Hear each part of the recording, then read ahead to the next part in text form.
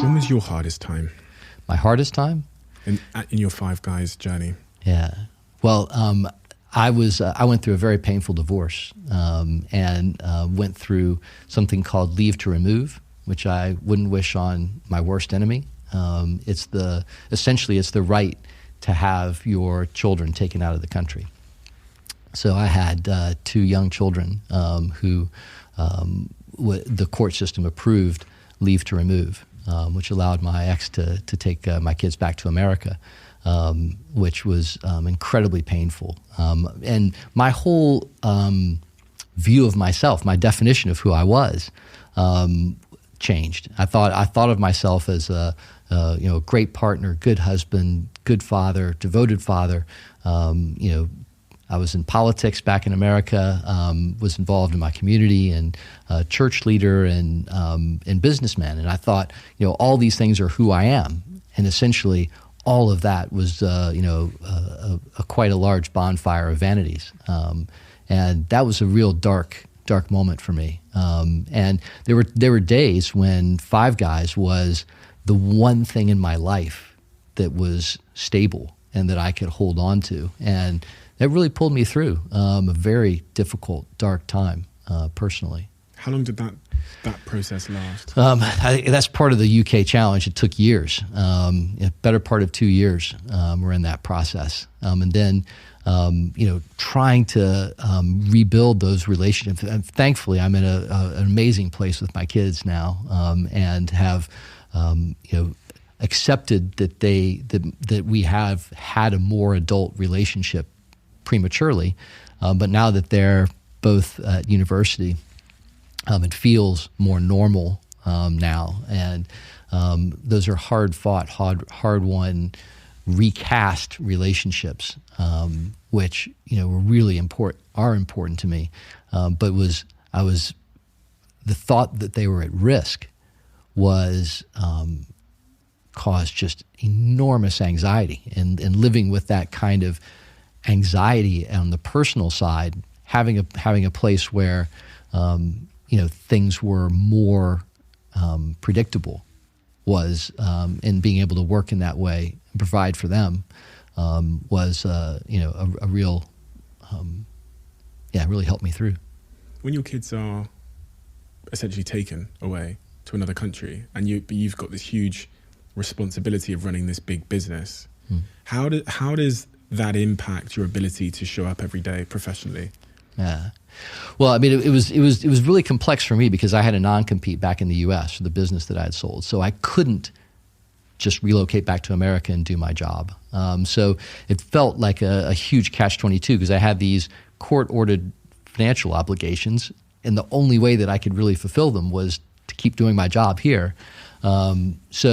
Court-ordered financial obligations as in the separation costs and stuff that you have to pay to your partner. Yeah, exactly.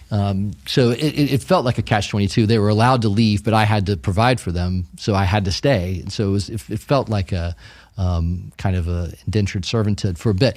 But being able to focus on the important job that I had actually was enormously relieving, because I knew that for 10 hours a day, 12 hours a day, whatever it ended up being, that I could actually do something productive that I knew I was good at, that made a difference for them, and that was the anxiety of being separated. I could set aside for a few, for those hours in a day, and that was really helpful.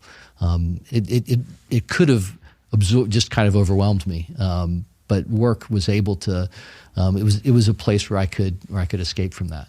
Did you see your motivation fluctuate? Often when we have these pretty substantial life events, there's an initial period where getting out of bed in the morning is a little bit more difficult. It's almost like someone has messed with your why, your reason to get out of bed and your sense of purpose. Yeah. So you almost have to. I've learned from my own experiences that you have to spend a little bit of time. You're almost faking it.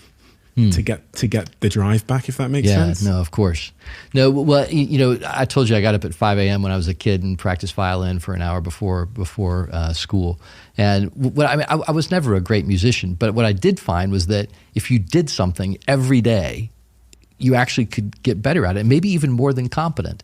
And I think it was something like that just in me, said, get out of bed, do the next thing, and things will change. You will. I called a friend of mine who'd been through a similar situation, and he said, just keep showing up.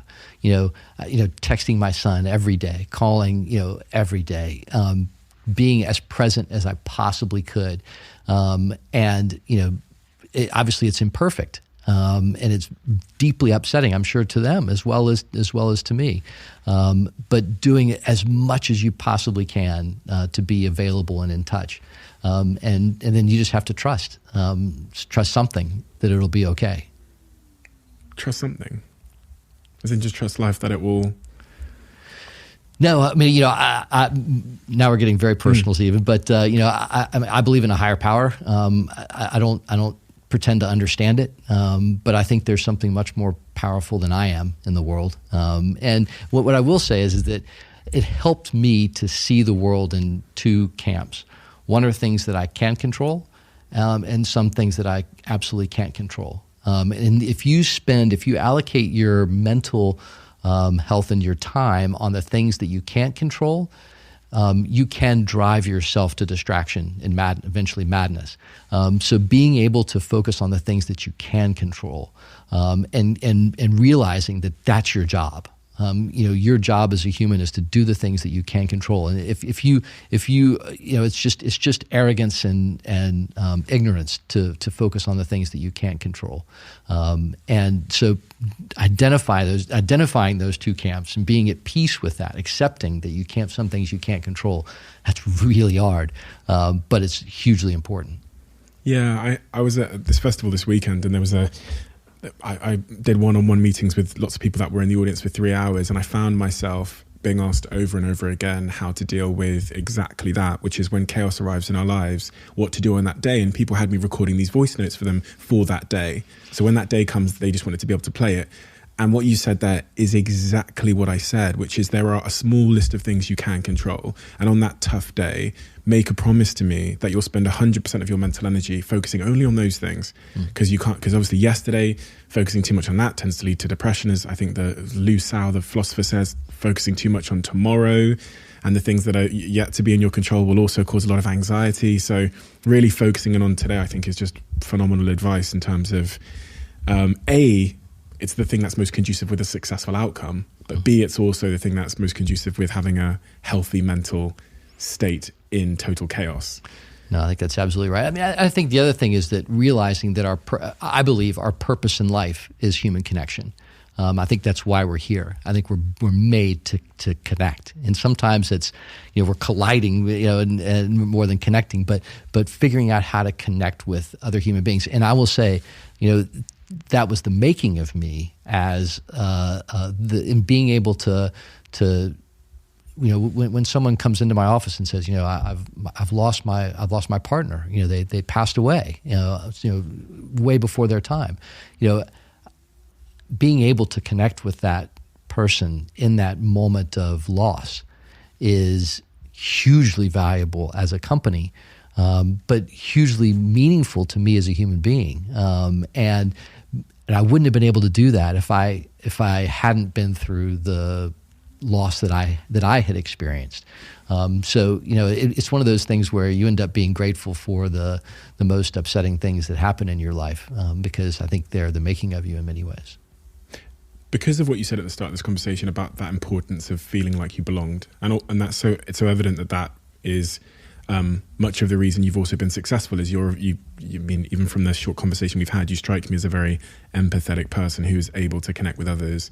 That moment must have been presumably even more difficult because your sense of belonging in that moment was taken from you to some degree. The family unit, right? No, for sure. That was a defining moment.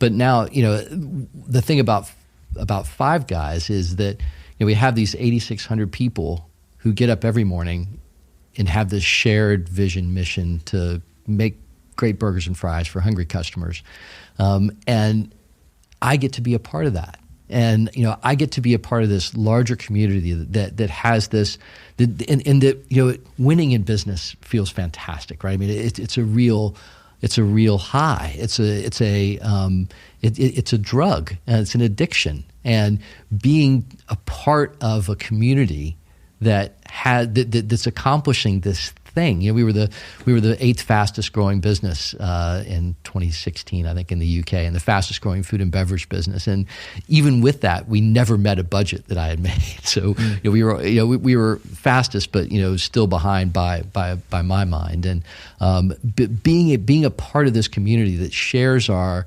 values and that are all working towards this is enormously satisfying and fill something that has always been empty.